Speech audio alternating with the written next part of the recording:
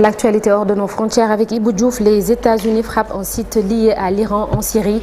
Bilan 9 morts. C'est selon une déclaration du secrétaire américain à la défense Lloyd Austin. Le Pentagone a donc frappé une installation de stockage d'armes en Syrie liée selon eux à l'Iran en réponse à des attaques contre le personnel américain. Les autorités américaines parlent ainsi d'une autodéfense sur un site dans l'est de la Syrie utilisé par les corps des gardiens de la révolution islamique et des groupes affiliés, a précisé le chef du Pentagone dans un communiqué. Cette frappe a été menée par 2 F-15 américains contre une installation de stockage d'armes, a-t-il précisé. Conflit Israël-Hamas. Le Hamas donc a perdu le contrôle du nord de Gaza. Selon Israël, 100 000 civils ont fui vers le sud et l'armée israélienne a affirmé hier que le Hamas donc a perdu ce contrôle et opère désormais dans le centre de la ville de Gaza, dans le nord du territoire palestinien, où la situation de centaines de milliers de civils toujours présents est de plus en plus désastreuse.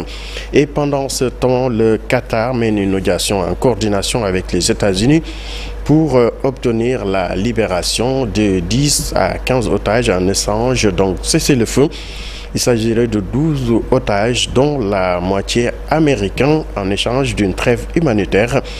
Et Benjamin Netanyahu répète qu'il n'y aurait ni cessez-le-feu ni carburant autorisé à Gaza tant que le Hamas n'aura pas libéré les 240 otages.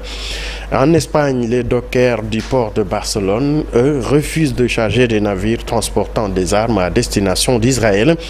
En tant que collectif, ces travailleurs, nous avons l'obligation et l'engagement de respecter et de défendre avec véhémence la déclaration universelle donc des droits de l'homme, a déclaré donc ce syndicat, le seul représentant quelques 200 dockers du port dans un communiqué. C'est pourquoi ils ont décidé en assemblée générale d'opter pour cette position. En République démocratique du Congo, 11 personnes ont été tuées en 3 jours au cours des attaques des AFD dans la région de Tchabi et des Mitego, c'est dans le sud du territoire d'Imuru.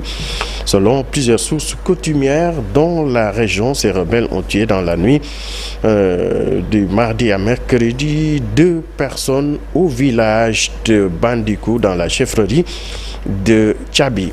Et pour terminer, en Iran, Narges Mohammadi, prix Nobel de la paix, est en danger de mort. Le collectif d'avocats Iran Justice et Reporters sans frontières ont saisi donc le groupe de travail sur la détention arbitraire de l'ONU d'une plainte à l'encontre des autorités iraniennes pour mettre fin sans délai à la détention arbitraire de la militante des droits de l'homme pour avoir refusé de porter le voile obligatoire.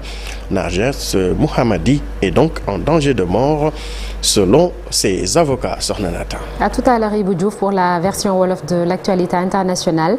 Dans la seconde partie, il y aura du sport pour la chronique de ce jour et nous serons avec El Hadj Ngagne Diagne, chroniqueur de lutte, pour parler du nouveau visage de Modou Lo. Le combat Eumeu Sène Tapha Tine, ce sera donc avec Ngagne Diagne. Et puis notre invité